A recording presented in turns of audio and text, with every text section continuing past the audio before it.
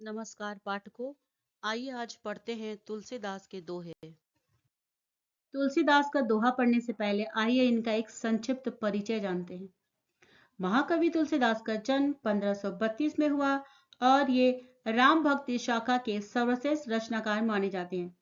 इनके पिता का नाम आत्माराम दुबे, माता का नाम हुलसीबाई था और इनके गुरु बाबा नरहरि दास थे और इनके आराध्य देव श्री रामचंद्र थे। लोक मंगल भावना से इनके काव्य का सिद्धांत रहा है। इन्होंने अन्यान्य काव्य शैलियों का प्रयोग करते हुए कई रचनाएं हिंदी साहित्य जगत को समर्पित की और इनकी मृत्यु 1623 में मानी जाती है। रामचरितमानस, विजय पत्रिका, कवितावली, गीतावली, जानकी मंगल और दोहावली इनकी सर्वश्रेष्ठ रचनाएं मानी जाती हैं। इनका अवधि और ब्रज भाषा पर समान अधिकार प्राप्त था। प्रस्तुत दोहे में राम भक्ति, नीति, सदाचार, विनय, दान एवं जीवन के समस्त पक्षों पर प्रकाश डाला गया है।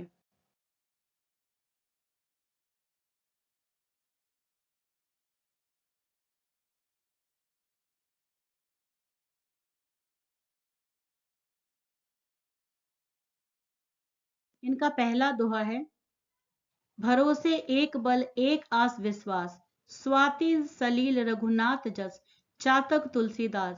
अर्थात तुलसीदास जी कहते हैं कि मुझे अपने इष्ट श्री राम पर पूरा भरोसा है।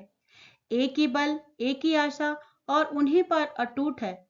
ठीक वैसे ही जैसे भगवान श्री रघुनाथ जी यदि स्वाति नक्षत्र का जल है, तो तुलसीदास खुद को एक चातक पक्षी की तरह मानते हैं।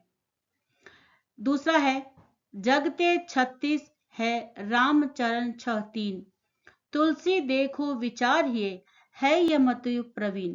अर्थात तुलसीदास जी कहते हैं कि मनुष्य को इस संसार में अर्थात संसारिक प्रपंच से 36 का यानी कि 36 जैसा संबंध रखना चाहिए। 36 जैसे 3 का मुंह एक साइड रहता है और 6 का मुंह एक साइड रहता है, लेकिन यही चीज परमात्मा के साथ 63 का, 63 मीन्स 63, यानी कि 6 और 3 का मुंह दोनों का एक दूसरे के साथ सामने रहता है। तो परमात्मा के साथ हमें 63 के जैसा संबंध रखना है और सांसारिक प्रपंचों से 36 के जैसा। इसका अभिप्राय यह है कि संसार में रहते हुए भी मनुष्य को संसार के प्रति उदासीनता दिखानी चाहिए और परमात्मा के प्रति हमेशा और हमेशा प्रेम प्रकट करनी चाहिए। दूसरा दोहा है, तुलसी संत सुअब तरु, फूली फल ही पर हेत, इत्ते ये पाहन हनत, उत्ते वे फल देत। अर्थात तुलसीदास का कहना है कि संत पुरुष उस आम के वृक्ष की भांति होता है जो ऊपर से नीचे तक फल से लदे होते हैं। जो आम वृक्ष दूसरों पर उपकार करने के लिए फलता फूलता है, अगर हम धरती की तरफ से उस पर पत्थर फेंके तो बदले में आम का वृक्ष जो है हमें पत्थर नहीं मारता, उसके बदले वो उधर से आम ही गिराता है, फल ही गिराता है। एक संत जो है ऐसे ही फले फूले भरे से आम के उस वृक्ष की तरह होना चाहिए कि चाहे तो कोई इंसान उसका कितना भी अपमान कर दे, पर वो उस अपमान का कोई बदला न ले, उसके बदले कोई उसे बुरा ना करे और वो अपने शिष्यों का, वो आम लोगों का उपकार ही करे। चौथा दोहा है, तुलसी काया खेत है, मनसा भयो किसान, पाप पुण्य दो बीज है, बुवे 100 लने निदान। अर्थात तुलसीदास जी का कहना है कि हमारा जो ये शरीर है वो एक खेत है और मन जो है किसान, यानी कि शरीर रूपी खेत में मन रूपी किसान जो है पाप और पुण्य रूपी 2 बीज बोते हैं। इस प्रकार हम खेत में जिस तरह का बीज बोएंगे उसी प्रकार का वृक्ष या दरख्त या जो पौधा है वो फसल प्राप्त होगी।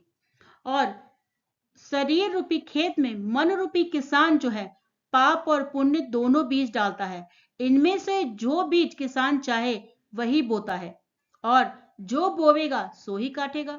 अर्थात मनुष्य का मन ही पाप और पुण्य दोनों में से किसी एक की ओर आकर्षित होता है। भाई हम जैसा बोएंगे कल को हम वैसे ही काटेंगे। अर्थात कर्मों का फल अच्छा और बुरा कर्मों का फल बुरा ही मिलेगा। तो हमें सोच के करना चाहिए कि हमें क्या चाहिए। दोहा, मधुर वचन ते जात मिटे, उत्तम जन अभिमान। तनक तो शीत जल सो, मीटे जैसे दूध उफान। तुलसीदास जी कहते हैं कि मधुर वचनों से या मीठी वाणी से अच्छे लोगों का अभिमान भी मिट जाता है। जैसे कि उफनते हुए गर्म दूध में थोड़ा सा आप शीतल जल डाल देंगे, ठंडा पानी डाल देंगे, वह शांत हो जाता है, उफनेगा नहीं। इसी प्रकार जब हम अगर बदमाश के सामने भी, अगर बुरे गुस्सैल के सामने भी अगर हम मधुर वचन बोलते हैं, तो ठीक जैसे गर्म दूध में ठंडे पानी का छींटा पड़ता है, उसी प्रकार काम करता है और सामने वाला गुस्सैल इंसान भी थोड़ा शांत हो जाता है। छठा है, गोधन गजधन बाजधन रतन धन खान, जब आवत संतोष धन, तब सब धूरी समान। तुलसीदास जी कहते हैं कि मनुष्य के पास भले ही गोधन रूपी धन न हो, गज रूपी धन न हो, बाजी यानी कि घोड़ा रूपी धन न हो, रत्न रूपी धन का भंडार न हो, वह कभी भी संतुष्ट नहीं हो सकता जब तक कि उसके पास संतोष रूपी धन नहीं आ सकता, यानी कि जब तक वो सेटिस्फाइड नहीं होगा, संतुष्ट नहीं होगा। और जब तक अगर वो संतोष नहीं होगा, तब तक बाकी जितने भी धन है वो सब उसके लिए किसी धूल के समान, किसी मिट्टी के लिए के समान है। अर्थात मतलब कि संतोष जो है वो सब धनों से बड़ा है। सबसे बड़ी संपत्ति इंसान के रूप के लिए, मनुष्य के रूप के लिए संतोष ही है। सातवां दोहा, क्राम क्रोध मद लोभ की, जौ लौ मन खान। तौ लौ पंडित मूर्खयो, तुलसी एक समान। तुलसीदास जी कहते हैं कि जब तक मनुष्य के मन में काम यानी कि वासना, क्रोध, घमंड, लोभ आदि जैसे विकार उत्पन्न होते रहते हैं, तब तक वह विद्वान नहीं हो सकता। विद्वान होते हुए भी वह जो है वो एक मूर्ख के समान है। इस प्रकार मनुष्य को काम, क्रोध, मद तथा लोभ का श्रद्धि त्याग कर देना चाहिए। श्रद्धि से चीजें छोड़ देनी चाहिए। आठवां दोहा है, आवत ही हर से नहीं, नैनन नहीं स्नेह, तुलसी तहा न जाइए, कच्छन बरसे में।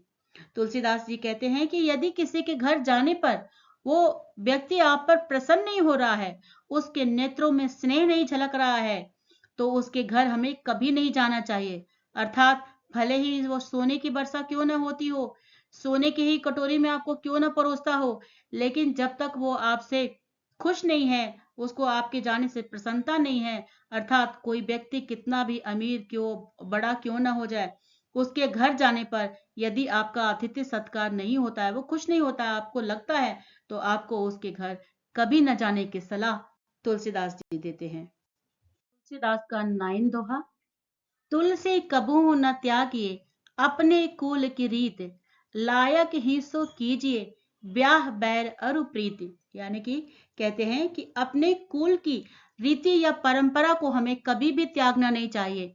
कहा गया है कि जो योग्य हो अथवा जो लायक हो, उसी से विवाह रचाया जाना चाहिए।